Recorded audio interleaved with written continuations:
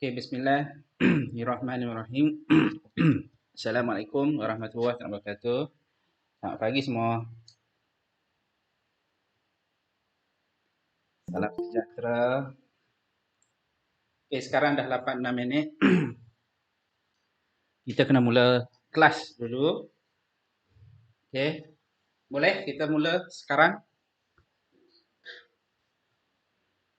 Boleh cikgu. Okey. Jadi kita akan pergi pada subtopik seterusnya pantulan dalam penuh. Buku teks. Boleh bersedia dengan buku teks. Muka surat 242. 242. Kemudian sediakan juga kertas dan kalkulator. Kejap lagi quizzes. Ada pengiraan sikit.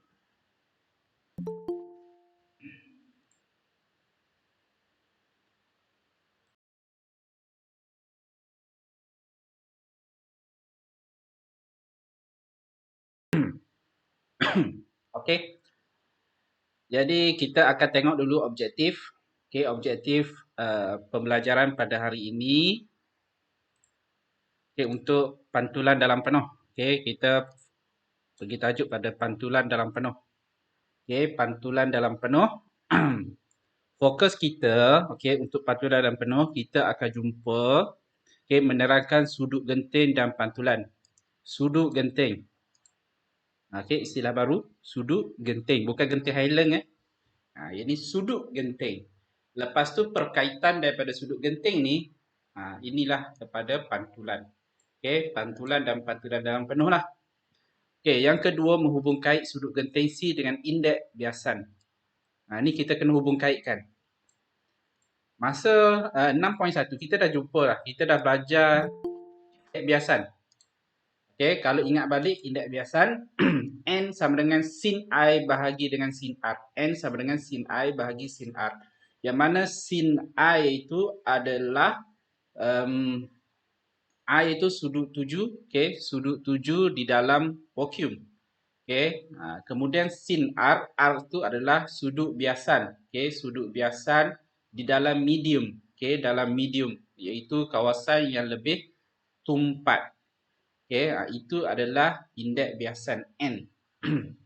Okey, kemudian berkomunikasi menjelaskan fenomena semula jadi dan aplikasi pantulan dalam penuh. Jadi apa yang kita belajar hari ini pantulan dalam penuh, jadi kita kaitkan dengan kehidupan harian kita, okey, ataupun dalam fenomena semula jadi yang terjadi di sekeliling kita. Okey, contohnya pelangi, okey, logam maya, okey. Kemudian menyelesaikan masalah yang melibatkan pantulan. Jangan risau, untuk subtopik ini kita ada satu pengiraan, satu formula sahaja, yang mana formula itu sebenarnya daripada indeks biasan, cuma kita ada modified sedikit, okay, iaitu untuk pantulan dalam penuh dia lain sikit. Tapi dia ambil daripada indeks biasan. Okay. Jadi tak susah. Sama juga 6.2 ni pantulan dalam penuh, subtopik yang senang juga. Okey, yang senang juga pengiraan dia, formula dia pun senang juga. Okey. Jadi boleh rujuk semua buku teks, buka buku teks pada masa yang sama. Cikgu pun ada apa tu pada skrin. Okey, teks digital, buku teks digital. Okey. Pantulan dalam penuh. Okey, kita mula pantulan dalam penuh. Ya, cikgu cuba besarkan 75%. Okey. Okey, gambar rajah. Ni gambar rajah ni kan, penyu ni kan. Okey, di bawah permukaan air. Permukaan air. Laut lah, bukan kolam ya. Okey, imej pantulan penyu dapat dilihat pada sempadan air dengan udara. Okey, sempadan air dengan udara. Okey, penyu ni duduk dalam air. Kameraman duduk dalam laut. Dia ambil gambar. Okey, lepas tu dekat atas ni kita nampak sebenarnya ni permukaan laut. Okey, permukaan laut. Maksudnya penyelam tu dia nampak permukaan laut daripada laut, bukan permukaan laut daripada atas. Kemudian berlaku apa tu image terbentuk daripada objek sebenar. Okey, ni objek, ini adalah image. Okey, jadi fenomena ini dikenali sebagai pantulan dalam penuh bagi kis cahaya. Okey? Sekarang ni kita pergi kepada cahaya. Jadi ni adalah pantulan dalam penuh cahaya. Dia ada juga pantulan dalam penuh bunyi. Okey, gelombang. Okey, cuma ini kita pergi kepada cahaya yang mana kita boleh nampak. Okey, boleh nampak. Bunyi tak boleh nampak, gelombang pun tak boleh nampak. Okey, pantulan dalam penuh hanya berlaku apabila cahaya merambat. Ini apa tu? Cuba take note. Okey, pantulan ni hanya boleh berlaku apabila cahaya merambat dari medium berketupatan optik tinggi ke medium berketupatan optik rendah. Okey, hanya boleh berlaku okey di dalam apa tu? Medium yang berketupatan optik tinggi. Okey. Contoh kita tengok cermin ni kan. Bangun pagi, okey bangun pagi mandi, gosok gigi, mandi, siap tu semua. Kita pun sikat rambut, pakai bedak, pakai gincu, okey. Tengok dekat cermin. Dekat cermin tu sebenarnya cermin tu mengalami pantulan, okey, pantulan objek kita, pantulan kita lah. Okey, tetapi pantulan tu berlaku di dalam cermin. Okey, cermin tu berketupatan tinggi. Berlaku dalam cermin. Yang kawasan udara yang kita duduk ni adalah kawasan optik ketupatan optik rendah iaitu udara. Okey, jadi pantulan tu berlaku di dalam cermin. Okey, di dalam cermin. Okey. Ini sebenarnya aktiviti. Okey, aktiviti. Jadi sekarang ni kita cuba tengok prinsip kerja ataupun proses pantulan dalam penuh berlaku. Okey, jadi cuba bagi perhatian sebab dia ada step 1, step 2 dan step 3. Dia ada 3 step. Kalau merujuk kepada buku teks ni, dia ada 3 langkah ataupun 3 turutan barulah pantulan dalam penuh ni dapat dilihat. Okey, kita tengok satu persatu. Okey. Rajah 6.19 ni rajah dekat bawah lah. Iaitu perambatan sinar cahaya dari kaca menuju ke udara. Kaca ke udara. Maksudnya daripada ketupatan optik tinggi kepada ketupatan optik rendah iaitu udara. Daripada kaca dia pergi kepada udara. Okey, kita tengok sinar. Ini adalah sinar cahaya. Okey, sinar cahaya sini dia keluar. Maksudnya sini adalah sinar tuju. Ini adalah sinar biasan. Tengok gambar yang pertama. Okey, tengok gambar yang pertama. Kita ada kaca dan kita ada udara. Kaca ni ketupatan optik tinggi. Okey. Kemudian sudut tuju I. Mesti pada garis normal ni. Bukannya sudut tuju kepada ni permukaan. Ini antara dua permukaan ni. Antara udara dengan kaca kan. Itu ada juga yang jawab salah. Okey, jawab salah sudut tuju, sudut bias. Okey, ada juga jawab salah. Jadi cuba bagi perhatian sudut tuju dan sudut bias ni dia mesti daripada sinar kepada garis normal, garisan putus-putus. Okey, istilah garis normal pula adalah dia mesti berserenjang ataupun 90 darjah dengan permukaan antara dua medium. Kita ada udara dengan kaca, ni permukaan. Jadi dia mesti 90 darjah. Okey, 90 darjah. Ini adalah garis normal. Okey, kita tengok ni. Okey, apabila sudut tuju kurang daripada sudut genting. Okey, istilah sudut genting kita tak tahu lagi, tak apa. Sinar dibias menjauhi garis normal. Okey, ni menjauhi garis normal lah. Okey, sudut biasan. Sinar pantulan yang lemah juga dapat dikesan. Yang bawah ni sebenarnya adalah sinar pantulan lemah. Kalau kita buat aktiviti ataupun eksperimen, kita akan nampak cahaya. Kalau eksperimen kita buat macam ni. Kita ada kotak sinar ni, kita boleh nampak lampu cahaya ni. Sama ada warna merah ke macam cahaya laser lah. Bila kita masuk dalam kaca, kita akan nampak satu yang pantul dia nampak sama-sama saja. Itu maksudnya pantulan dia lemah. Masih lemah. Dan kita ada nampak sinar biasan. Ada garisan keluar cahaya. Okey. Itu step yang pertama. Okey. Step yang kedua, tengok sini apabila sudut tuju sama dengan sudut genting. Abaikan dulu, tengok dulu. Okey. Sinar biasa merambat sepanjang permukaan kaca dan udara. Sinar pantulan kelihatan lebih terang. Okey, tengok ni dia pergi sini, dia adjust, angle dia dah lain dah. Ini sebenarnya ini ni masih eye lagi. Okey, masih eye lagi. Okey, cikgu cuba pada masa sama, cikgu cuba lukis. Okey, cikgu cuba lukis. Okey, jadi kita ada permukaan. Okey, ada permukaan, lukis tak cantik dah. Okey, lepas tu kita ada garisan putus-putus. Okey, ini adalah garis normal. Ingat garis normal. Oh, dah sengit dah. Okey, dia 90 darjah. Silap-silap buat kat sini. Ini 90 darjah dengan permukaan. Kita ada dua permukaan. Sini kita ambil kaca. Okey. Lepas tu sini udara. Alhamdulillah. Okey. Jadi garis normal ni mesti 90 darjah dengan permukaan. Okey. Kemudian kita ada sinar tuju. Okey, sinar tuju kita pilih color putih lah. Okey. Putih pula. Putih. Okey, dia pergi sini. Sop. Ini adalah sudut dia I. Sudut tuju. Okey, ini rujuk buku teks yang mana yang step yang kedua tu. Step yang kedua Step yang kedua. Kemudian cahaya terbias dia ke sini. Atas garisan permukaan. Cikgu buat anak panah. Okey.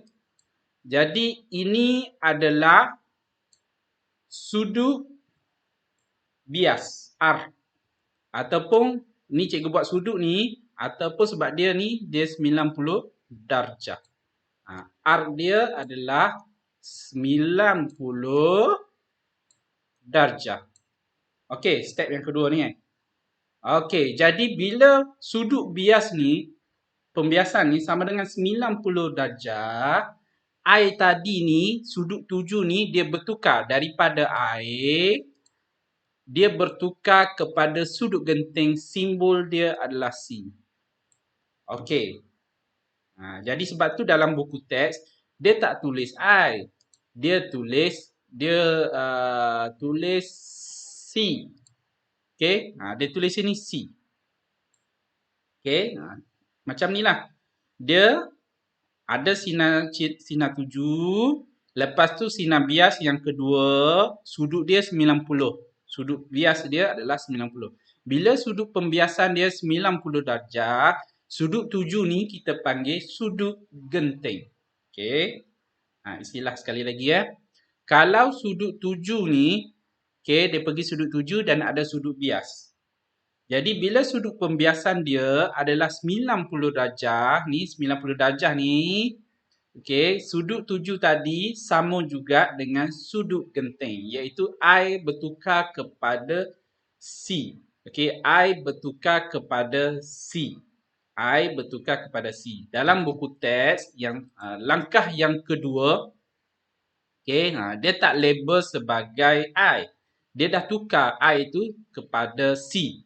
Tengok sini, sudut tuju I sama dengan C. C ni adalah sudut genting. Jadi kita dah jumpa istilah sudut genting. Okey, sudut genting. Yang mana sudut genting adalah sudut tuju. Okey, boleh faham?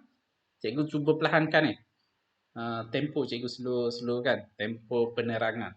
Okey. Okey, itu langkah yang kedua. Okey, kemudian kita pergi langkah yang ketiga. Ini masih ada sinar pantulan dia lebih kuat. Maksudnya lebih jelas kita boleh nampak berbanding yang ini. Langkah yang pertama. Okey, cuma perbezaan dia tadi I. Di sini dah jadi C. Sebab apa C? Sebab arc dia dah 90 darjah. Sini arc dia bukan 90 darjah lagi. Jadi dia masih sudut tuju dan sudut bias. Sini sudut tuju ni kita panggil sudut tuju juga. Okey, tetapi sudut tuju ni kita dah tukarkan kepada sudut genting. Okey, kalau kita nak bagi tahu ini sinar tuju. Betul lah sinar tuju. Ini sinar di sini sudut tuju. Betul juga sudut tuju, tetapi sudut tuju ni dah berubah kepada ataupun sama juga dengan sudut genting. Sudut tuju sama dengan sudut genting. Sudut tuju sama dengan sudut genting. Kita tukar kepada C. Nak letak I pun boleh. Cuma kita nak bagi faham I itu dah bertukar kepada C. Ataupun sama dengan C. Syarat dia, sudut bias adalah 90 darjah. Okey. Kemudian, okey, langkah yang ketiga ataupun turutan yang ketiga, apabila sudut tuju melebihi sudut genting. Okey, apabila sudut tuju ni, yang ni melebihi sudut genting. Cikgu ambil contoh, contohnya C ni 40. Okey, 40. So, yang ini ni, sudut dia makin besar, melebihi. Contohnya 41, 42, 43, 44, 45, 46, 47. Itu maksud dia apabila sudut tuju melebihi sudut genting. Kalau sini contoh cikgu kata tadi 40 darjah, maksudnya I ni adalah sebarang sudut lebih dari 40, 41 ke, 42 ke, 43, 44, 45, tiada lagi sinar biasan. Sinar biasan dah tak ada dah. Ni kan ada sinar biasan, masih ada sinar biasan. Okey, masih ada sinar biasan. Tetapi bila sudut tuju tu melebihi daripada sudut genting, cikgu ambil contoh 40 darjah, dia dah lebih daripada 40, 41, 42, 43, 44, 45, 50, 60, 70. Okey, sudut bias dah tak ada dah. Pembiasan dah tak ada. Dah tak berlaku dekat sini. Ke mana sudut biasan tu? Sebenarnya sepenuhnya, okey, sinar biasan tu dia pergi masuk dalam juga, iaitu sinar pantulan dalam penuh. Dia dah bergabung. Tadi ni lemah. Okey, dah bergabung. So inilah sudut apa tu? Pantulan dalam penuh. Fenomena pantulan dalam penuh berlaku. Okey, boleh? Sini penerangan dia sudut tuju mestilah melebihi daripada sudut genting, barulah pantulan dalam penuh tu berlaku. Okey? Dia tunjuk step 1, 2, 3 ni. Okey? Step yang tengah-tengah ni istilah sudut genting. Okey, istilah baru.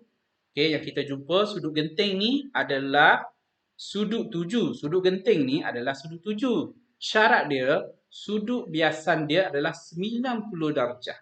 Okey, tengok sini. Sudut genting. Sudut genting. Nak highlight sudut genting. Okey, sudut tuju sama. Sudut genting. Yang mana syarat dia mestilah sudut bias 90 darjah. Barulah sudut tuju sama dengan sudut genting. Okey. Kalau siapa yang kurang faham lagi, kejap lagi cuba baca balik. Cuba dia tak susah pun, dia senang je. Cuma kita nak kena tengok gambar dan kena baca dia punya penerangan. Okey, supaya kita boleh lebih faham. Okey, kita tengok. Okey, fenomena pantulan dalam penuh berlaku apabila cahaya merambat daripada medium yang berketupatan optik tinggi ke medium yang berketupatan optik rendah. Ini adalah syarat pantulan dalam penuh. Syarat dia mestilah cahaya tu merambat daripada kawasan optik berketupatan optik tinggi kepada kawasan yang berketupatan optik rendah. Contoh yang ni kaca pergi kepada udara. Okey, jadi pantulan dalam penuh tu dia hanya berlaku dalam kawasan berketupatan optik tinggi. Okey. Okey. Lepas tu sudut genting. Okey. Sudut genting C ialah sudut tuju yang medium dalam medium yang berketupatan optik tinggi. Cikgu dah terangkan ini kan. Okey, berlaku dekat dalam ni, sudut genting ni C kat sini, bukan dekat luar. Bukan kawasan berketupatan optik rendah. Okey, apabila sudut biasan dalam medium yang berketupatan optik rendah, iaitu dekat luar ni, sudut bias sama dengan 90 darjah. Okey, adakah sudut genting suatu bahan bergantung pada indeks biasan bahan tersebut? Dia tanya kita ni, adakah sudut genting tu bergantung kepada indeks biasan? Yang mana kita dah belajar indeks biasan sebelum ini, yang tajuk sebelum ini, yang mana, okey, N, okey, sama dengan sin I, okey, sin I bahagi dengan Allahu Akbar. Bahagi dengan sin R. Okey, yang mana I dengan R ni adalah sudut. Sudut tuju dan sudut bias. Okey, adakah bergantung pada ni N? Dia tanya kita kan. Okey, jadi inilah kita akan sambung. Okey, kita pergi kepada seterusnya. Inilah formula yang kita akan jumpa. Okey, kita akan jumpa di dalam subtopik yang ini. Ini formula dia. Sebenarnya ya, jawapan dia adalah ya. Okey, ni dia ada kaedah matematik lah. N sin theta 2, okey, mengikut yang inilah. Jadi cikgu nak terangkan macam mana formula ni dia keluar. N sama dengan 1 bahagi sin C. Okey. Cikgu terangkan merujuk kepada gambar rajah ni Cikgu terangkan. Jadi hari tu cikgu tak sempat nak terangkan. Okey, tak sempat nak terangkan masa tengah apa tu? Laptop cikgu hang kan. Okey. Ini adalah cikgu cerita dulu pasal cikgu cerita dulu pasal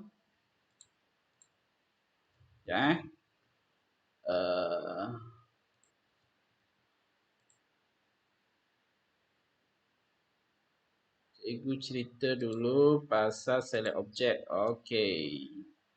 Tengok objek sini. Sambil-sambil tu nak makan ke nak minum tak apa teruskan. Cikgu pun breakfast pun air kopi dengan kuih keop. Okey. Kita pergi kepada indeks biasan. Okey, indeks biasan yang kita dah belajar sebelum ini, indeks biasan indeks biasan. Okey, indeks biasan cikgu tulis balik N sama dengan sin I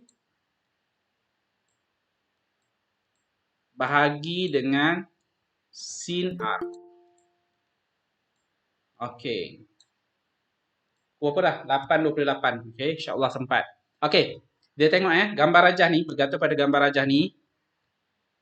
Okey, jadi dekat sini dia dah tukar. Okey, dia dah tukar I tadi tu bertukar kepada C. I dah bertukar pada C. Senang cerita, C ni sama dengan I.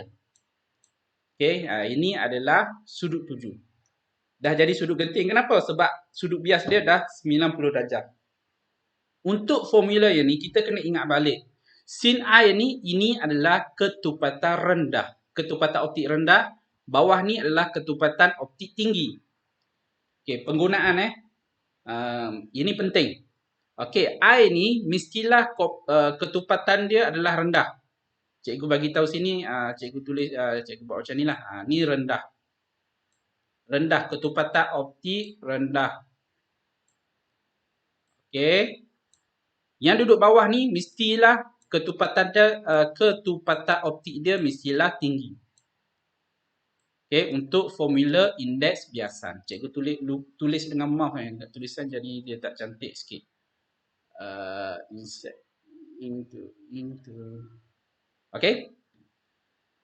Kita tengok yang ini. Okey. Kita tengok yang ni. So yang kat sini rendah. Kita nak tukar kepada formula ni. Nak tukar kepada formula bagi pantulan yang penuh. Okey. Jadi N sama dengan.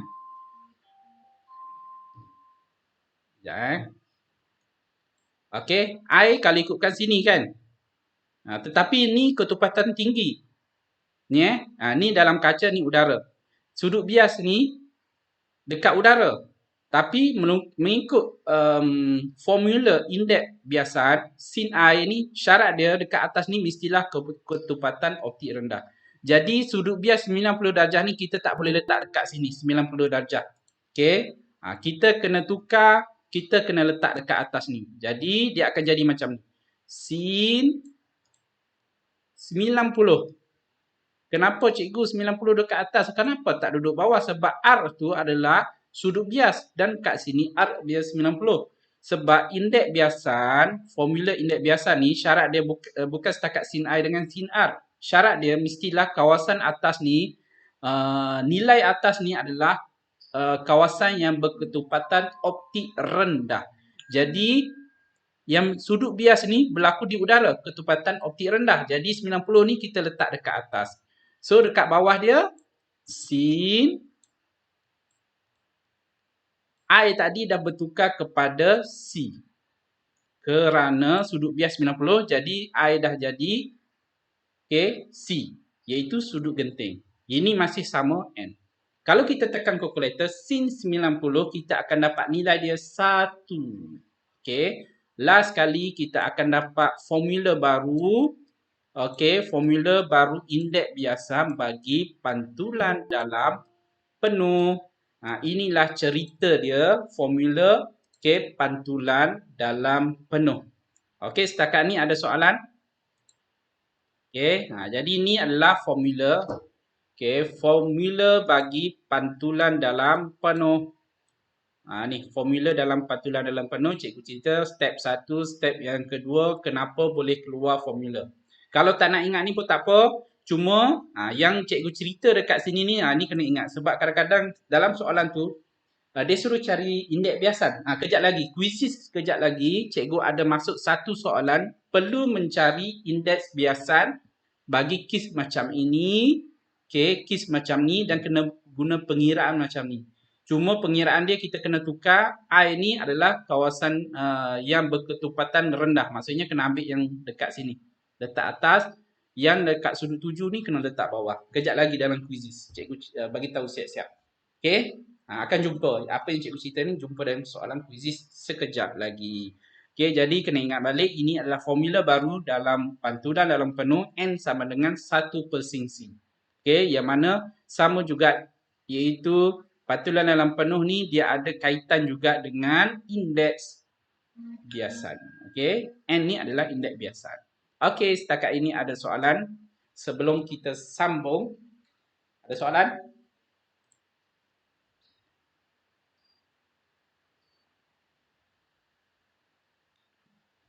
Tangan cikgu ini tangan kanan tangan kanan, ini tangan kiri. Terbalik dekat skrin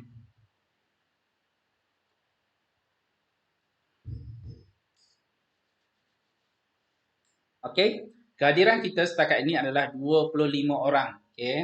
Selamat datang kepada yang baru masuk. Boleh tengok rakaman sekejap lagi. Rakaman kelas hari ini. InsyaAllah hari ini komputer cikgu tak hang. Hari itu hang sebab software dia ada clash. Dia ada problem dengan grafik. InsyaAllah dia tak hang lah. Jadi ini sebenarnya pengiraan. Dalam buku teks saya kita sambung dalam buku teks. Ini pengiraan ni dia kita terbalikkan. Ini adalah formula bagi dalam pantulan dalam penuh N sama dengan 1 bahagi sin C. Cikgu dah cerita. Cikgu dah cerita tadi dekat sini. Cikgu dah cerita macam mana formula pantulan dalam penuh ni dikeluarkan, iaitu daripada indeks biasan yang kita belajar pada subtopik 6.1. Jadi sudut genting suatu medium bergantung kepada ketupatan optik medium tersebut. Sebab kita cari indeks biasan tu sebenarnya adalah itu menunjukkan ketupatan optik lah sebenarnya kan.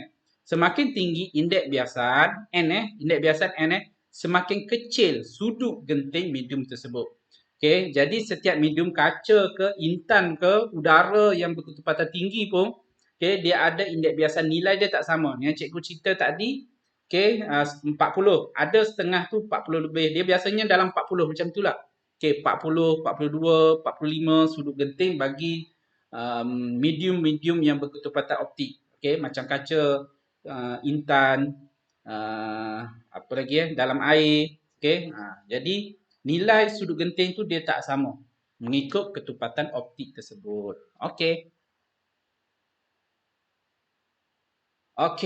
Jadi kita sambung dalam buku teks. Pemandangan pada waktu malam. Masjid Jamek KL. Puja. Keindahan lampu-lampu. Ini lampu-lampu kalau kita kawasan Korea lah kan. Masa cikgu pergi Korea dulu. Tak pernah pergi. Okey, kita kalau pergi duduk bandar-bandar yang mana ada air, kita akan nampak pantulan penuh berlaku tu dalam air. Air tu ketepatan optik dia tinggi berbanding udara. Okey, kita sambung. Ini fenomena lah. Okey, abaikan yang atas. Kita tengok fenomena. Kita tengok pada fenomena yang berlaku. Biasanya soalan-soalan ni dia keluar pada kertas 2 lah. Okey, kertas 2, struktur. Kertas 1 pun dia ada keluar jugalah. Kita risau kertas 2 ni jawapan nak kena tulis. Okey, nak kena hurai. Objektif tak apa, kita boleh pilih A, B, C. Okey, kita tengok fenomena pelangi. Okey, pelangi Kita tahu pelangi berlaku. Sebab apa kita tak tahu kan secara detail dia. Okey, pembentukan pelangi ialah satu fenomena yang disebabkan oleh pembiasan. Okey, pembiasan. Okey, penyebaran dan pantulan dalam penuh apabila cahaya melalui titisan air. Okey, syarat pantulan dalam penuh adalah mesti dalam medium berketepatan tinggi. Jadi, dalam kes pembentukan pelangi, okey, berlaku kenapa? Sebab ada titisan air. Titisan air dalam tu ketepatan dia lebih tinggi berbanding udara. Boleh test? Boleh. Siram pokok kejap lagi. Okey, ada cahaya matahari, cuba kita tu siram. Okey, siram. Nanti cahaya matahari tu dia masuk dalam titisan air yang kita siram tu, nanti terbentuk pelangi. Okey, jadi pelangi ni kita boleh buat. Bukan setakat kita tunggu hujan baru nak jumpa pelangi. Kita sendiri pun boleh test. Cikgu duk siram pokok kat luar pun kalau ada cahaya matahari tu nampak pelangi. Okey, nampak pelangi. Jadi pelangi itu terbentuk dalam titisan air. Dalam gambar rajah ni, dalam bulatan ni titisan air. Jadi titisan air ni sebenarnya sinar cahaya daripada matahari ni kita panggil sinar nampak. Okey, kita nampak macam cahaya satu je. Tapi sebenarnya satu cahaya nampak tu sebenarnya dia ada 7 warna. Okey, warna pelangi kan. Ada 7. Bila cahaya tu boleh berpecah? Bila berlaku pembiasan dan berlaku pantulan dalam penuh di dalam kawasan berketepatan optik tinggi, iaitu biasa dalam titisan air ni lah. Jadi kita akan nampak warna pelangi ada 7 warna. Okey, jadi nanti boleh baca proses dia. Kita nak cepat ni. Okey, itu yang pertama. Okey, ingat pembentukan pelangi kat mana berlaku? Kenapa berlaku? Kerana ada titisan air. Sebab tu pelangi kita boleh nampak bila ada satu kawasan tu dia hujan. Hujan slow-slow ke macam mana, asalkan ada titisan air. Jadi pembentukan pelangi tu berlaku dalam titisan air, iaitu air tu dalam titisan tu itu kawasan berketepatan optik tinggi berbanding udara. Jadi tanpa air kita tak boleh tengok pelangi. Cuma pelangi yang kita nampak selepas hujan dia besar sebab dia titisan air dia besar. Okey, dan daripada cahaya matahari. Syarat dia mesti ada cahaya matahari, cahaya nampak. Okey, sama juga kalau kita siram pokok, kita siram dekat luar, mesti ada cahaya. Okey, cahaya matahari kita boleh tengok juga pelangi, tapi dia saiz dia kecil lah sebab titisan air pun kecil. Okey, boleh tengok. Okey, itu fenomena yang pertama. Logam maya. Dah jumpa dulu dalam sains kan. Logam maya ni biasanya waktu panas pula. Okey, waktu panas. Okey, sebenarnya dia ada lapisan udara. Biasanya kita boleh jumpa contoh dalam buku teks ni, kita jalan straight, nanti kita akan nampak jalan tu sepatutnya jalan ni kita nampaklah jalan kan. Okey. Biasanya waktu tengah hari, waktu panas, okey, boleh nampak. Tapi waktu pagi, waktu biasa sejuk tak nampak. Okey, kita akan nampak macam ni lah. Kenapa tiba-tiba sini biru? Okey, dalam gambar ni. Ini pun boleh nampak. Pergi jalan lurus, cuba jalan. Waktu panas tengah hari lah, tengah hari kan. Kita boleh nampak ni. Okey, inilah fenomena ni kita panggil logam maya. Sebenarnya ni awan lah, dekat atas kan. Ni pantulan awan ni. Okey, image awan ini kan. Kerana sebab sebenarnya kita ada lapisan udara. Lapisan udara, kita ada udara panas, udara sejuk. Udara sejuk dia kata kat sini lebih tumpat berbanding dengan udara panas. Kenapa? Udara sejuk ni molekul udara, molekul gas, oksigen, nitrogen dia ada banyak, lebih banyak, rapat-rapat. Okey, udara sejuk ni molekul dia ada banyak. Hidrogen, oksigen dia ada banyak-banyak. Okey, dalam satu square feet lah. Okey, Tetapi kalau udara panas, dia panas, atom dia bergetar. Jadi dia jauh.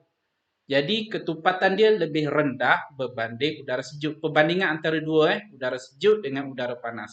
Jadi bila waktu panas, yang panas dia adalah dekat sini. Sama juga dalam kita belajar muatan haba tentu, okey. Jalan raya ni ketupatan dia tinggi. Okey, jadi jalan tu panas dia sebab dia menyerap udara. Muatan haba tentu dia adalah rendah. Jadi dia serap udara panas cepat, okey, pada masa sama permukaan menjadi lebih panas. Okey, lebih panas. Jadi lebih panas tu, sebab tu bawah dia udara panas. Atas ni udara dia lebih sejuk. Sebab apa panas dekat bawah ni? Sebab sini dia dah menyerap haba. Lepas tu dia bebas. Sebab tu sini lebih panas. Dekat atas sejuk. Sebab kita ada angin lagi. Jadi atas ni lebih sejuk. Jadi berlaku lapisan-lapisan udara panas, udara sejuk. Okey, udara panas, udara sejuk. Okey. Aplikasi patularan yang penuh dalam kehidupan periskop. Ni mesti ada prism kaca prism. Okey, prisma ni. Okey, berlaku patularan penuh tengok. Okey, kemudian gentian optik. Siapa pakai internet dekat rumah Unify ataupun fiber, sebenarnya fiber tu dalam tu dia ada patularan penuh berlaku dalam patularan penuh tu mesti berlaku dalam ni. Lapisan dia ni, okey, dia ada lapisan ni, lapisan tu adalah ketupatan optik tinggi. Berlaku juga pantulan dalam penuh. Okey, kemudian pemantul mata jalan. Kalau pergi bukit-bukit, kita nak naik, contohnya nak pergi Gunung Jerai, okey, naik kereta, cuba tengok dekat Seleko dia ada uh, itu bukan pemantul mata jalan. Kita ada tak? Dekat highway lah, okey, kat highway. Kat jalan ni ada tak? Dia ada letak atas jalan. Okey, atas jalan tu dia ada macam ada lampu. Sebenarnya dia tak letak lampu pun. Okey, dia bergantung iaitu cahaya, pantulan cahaya. Okey, pantulan cahaya. Okey. 8.43. Setakat ni ada soalan?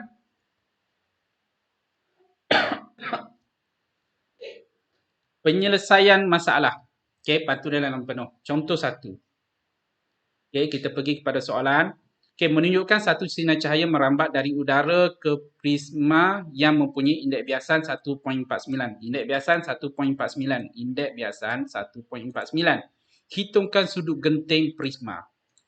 Okey, ni akan jumpa kejap lagi dalam kuisis. Jadi kita menggunakan formula since. Okey, sebenarnya N sama dengan, okey, merujuk pada sini, N sama dengan 1/C. Sebab dia suruh cari sudut genting, dia dah tukar siap-siap. Okey, sin C tukar tempat duduk dengan N. Okey, jadi N ni indeks biasan. Jadi N ni 1.49. Jadi 1 bahagi 1.49, kita akan dapat nilai. Tekan kalkulator sin negatif C. Ataupun tekan kalkulator sin negatif 1, iaitu tekan shift, tekan sin. Lepas tu letak bracket, kita letak 1 bahagi 1.49, tutup bracket, tekan sama dengan. Baru dapat sudut. Sudut genting 42.2 darjah. Okey. Cara pengiraan sudut genting. Okey, satu lagi, kalau dia tak bagi macam ni, kita boleh kira juga sudut genting ni menggunakan formula dekat atas sekali tu, sin I bahagi dengan sin R. Kalau dia bagi sudut tuju dengan sudut bias. Syarat dia, I itu mestilah kawasan yang berketupatan optik rendah. Sudut bias kita letak dekat atas. R tu adalah sudut tuju. Okey. Ada soalan? Cikgu nak masuk soalan kuisis. Okey, soalan kuisis. Ada soalan tak setakat ini?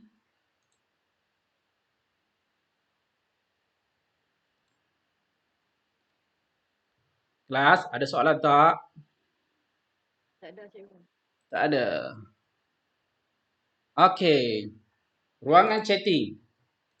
Cikgu letak lebih kurang 9 soalan. Okey, 9 soalan. Okey, sekarang boleh masuk dalam kuisis. Kita ada 26 orang 26 orang. Kejap lagi cikgu akan bagi link kehadiran. Okey. Kuisis ada lebih kurang 9 soalan. Seingat cikgu 9 soalan lah. Sediakan kalkulator. Okey, kertas nak kira. Boleh rujuk buku teks tak ada masalah. Tapi dia ada tempoh masa kan. Cikgu paling lama cikgu bagi 1 minit untuk menjawab satu soalan. Kalau pengiraan maksimum 2 minit. Okey, maksimum 2 minit. Okey. Masuk dulu.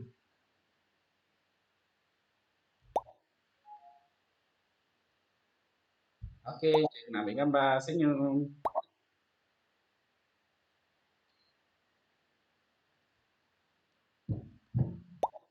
Okey.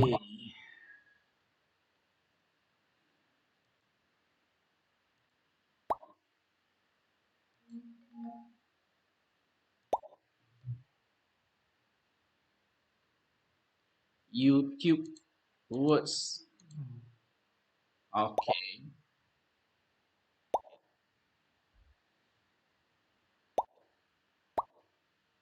Sediakan mesti ada calculator sebab kita ada pengiraan. Okey, setakat ni 19 orang baru masuk. Okey, mana lagi yang lain? Beritahu siapa yang tak boleh masuk, boleh bagi tahu kod dia kalau masuk 165417 ataupun dekat link tu dekat belakang tu dia ada kod dia tu. 165417. Okey, setakat ni baru 19 orang masuk. Okey, bersiap sedia. Soalan lebih kurang 9 kot, 9 soalan kot. Bismillahirrahmanirrahim.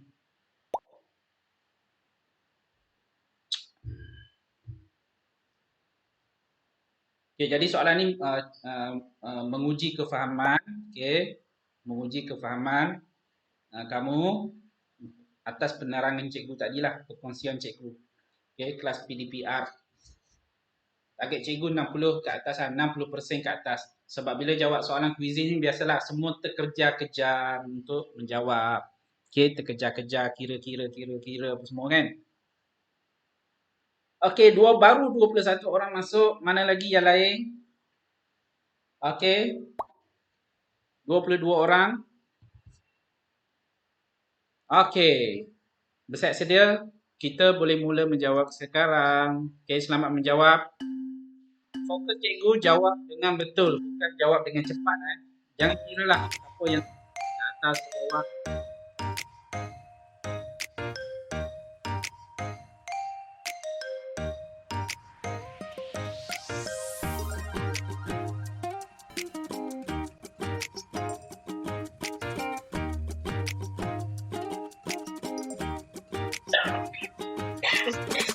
Boleh rujuk buku teks.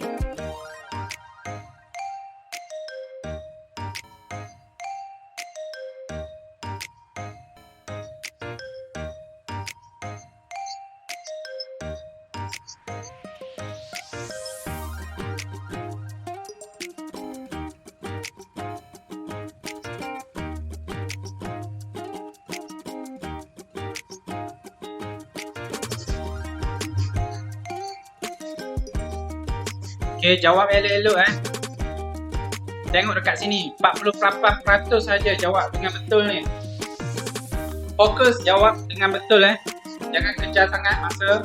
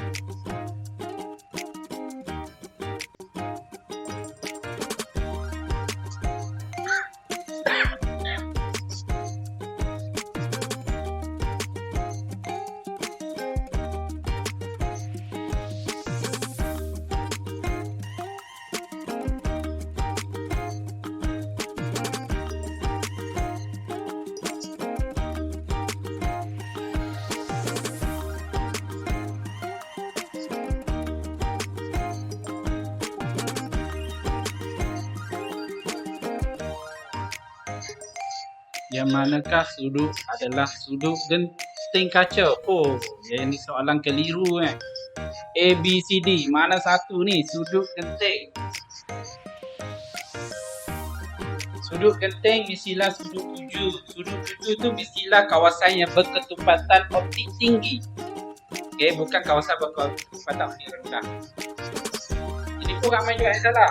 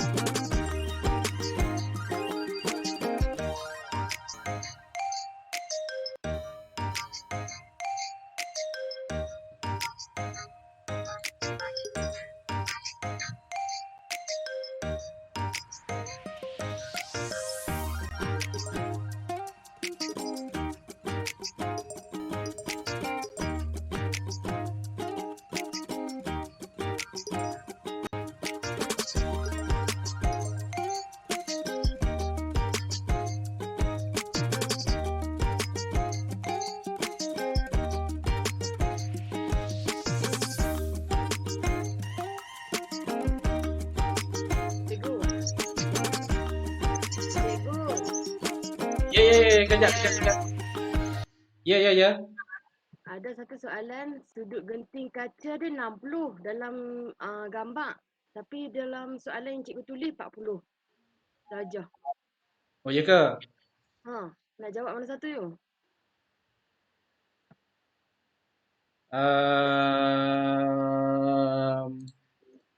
Sekejap, cikgu tengok soalan 60 Ni. Gambar-gambar.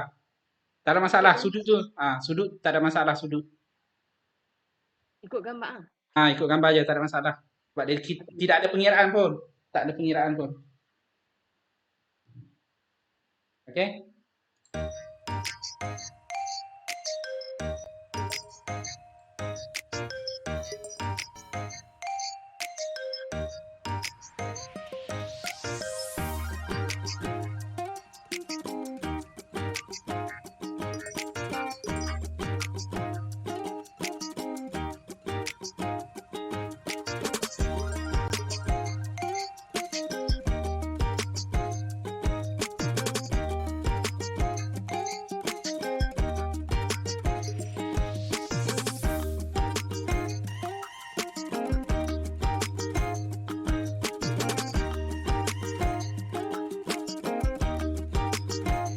Okey, siapa yang dah siap boleh isi kehadiran Isi kehadiran. Siapa yang dah siap boleh isi kehadiran. Okey, boleh rujuk ruangan chatting dekat Google Meet. Okey, cikgu ada masuk.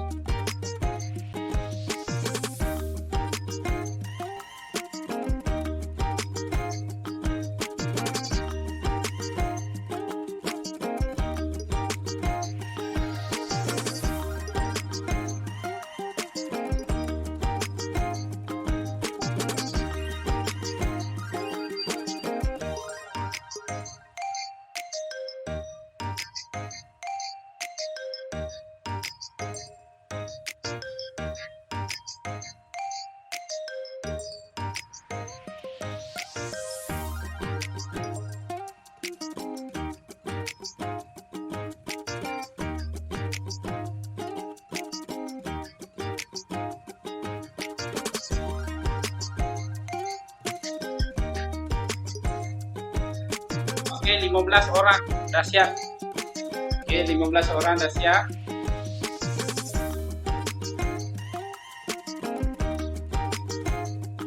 Dan 65% menjawab dengan betul.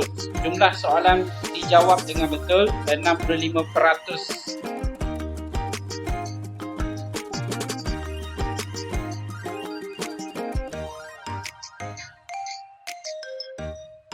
belas orang menjawab dengan betul. Tahniah top 5. Tapi top 4 lah. Yang mana dah siap. Syafiqah, Fatin Syamimi, Fatin Nawarah, Farizatul Alia. Okey. Yang lain sedang menjawab lagi. Okey. Ini suka-suka saja, jangan tu sangat sebab markah ni bergantung kepada kecepatan menjawab. Okey, kecepatan menjawab betul. Jadi poin ni bukannya mengikut kepada jumlah soalan dijawab dengan betul. Okey.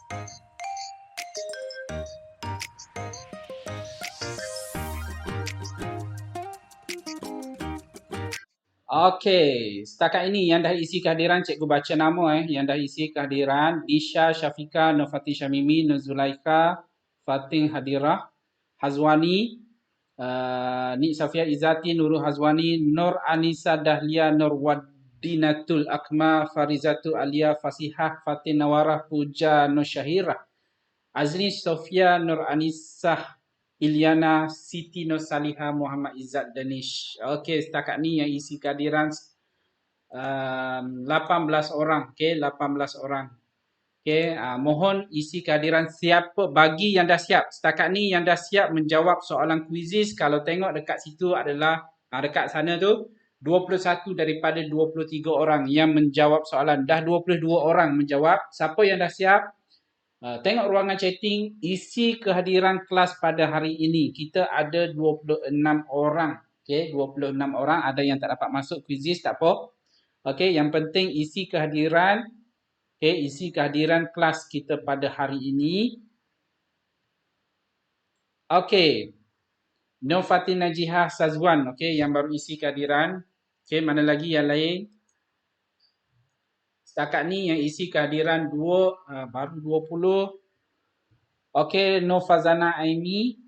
Okey, baru isi 20, 21, 22. Terima kasih. Baguslah Izzat lah. Memberi nasihat. Okey. Kita dah habis lah. Ni tempat pertama, kedua dan ketiga. Okey, mengikut mata. Mengikut mata. Okey, Tania. Dan ini analisis lah. Analisis ni lah cikgu nak tengok kan. Kefahaman. Sebab kebanyakan terkejar masa juga kan. Tambah-tambah lagi pengiraan. Tak cukup 2 minit nak menjawab. Mungkin kadang-kadang 5 minit. Tapi dia tak apalah. Ni setakat kita cuba nak motivasi kamulah. Okey. Nanti InsyaAllah cikgu akan masuk. Soalan-soalan ni cikgu akan kongsikan balik nanti sebagai kerja rumah ke apa. Supaya boleh buat revision balik. Iaitu fokus bukan setakat patulan penuh. Pengiraan lah biasanya. Okey, pengiraan. Okey, Nur Batisha Syairah. Okey, bagi isi kehadiran. Okey, sekarang kehadiran adalah 23 orang. Mana lagi yang lain? Okey, mana lagi yang lain? Okey, kalau tengok soalan ni. Okey, hanya soalan 1, 2 dan 3 yang menjawab hijau ni yang peratusan tinggi. Jawab betul ramai. Soalan 1, 2 dan 3. Bila masuk kepada pengiraan ataupun konsep pantulan dalam penuh. Okey, inilah peratusan dia sangat rendah. Kalau soalan yang kelima, 43%. 43%. 43% soalan kelima nombor 1. Ini 5. Ini 10 betul. Ini. Gambar Raja Sina manakah yang kedudukan dia sudut genting. Okey. Sudut genting bagi suatu bongkak ialah 45 darjah. 45 darjah iaitu sudut tuju dia 45 darjah. Okey. Gambar Raja Sina manakah kedudukan. Ingat. Ini cikgu dah cerita dalam buku teks tadi. Okey. Yang mana kalau dia kata cerita sudut genting. Okey. Sudut genting maksudnya sudut bias dia adalah 90 darjah. Okey. 90 darjah. Jadi carilah. Yang mana satu 90 darjah. Okey. Yang mana satu 90 darjah. Okey. Yang mana satu. Cuma dia kata sini sudut genting adalah theta. Simbol dia adalah theta. Biasalah confuse bila kejar masa kan. Confuse. Okey. Okey. Ada soalan setakat ni? 4 minit dah. Dah lebih masa. Cikgu Asniah pun ada bagi kerja dekat dalam grup tu. Nanti masuk dalam Google Classroom dia saja. Dia tak buat kelas live. Okey, ada soalan setakat ni? Yang boleh isi kehadiran, mohon isi. Alia Mesara, okey baru isi. Terima kasih. 23, 24, ada 2 orang lagi. Okey, ada soalan? Sebelum kita tamatkan kelas, ada soalan setakat ini? Kelas? Ada soalan? Tak ada cikgu. Tak ada. Okey. Kita jumpa lagi. Okey, minggu depan kelas insya-Allah pada hari Ahad. Okey, hari Ahad. Okey, terima kasih semua. Bye-bye. Jumpa lagi. Assalamualaikum. Okey, bye-bye Puja. Bye semua.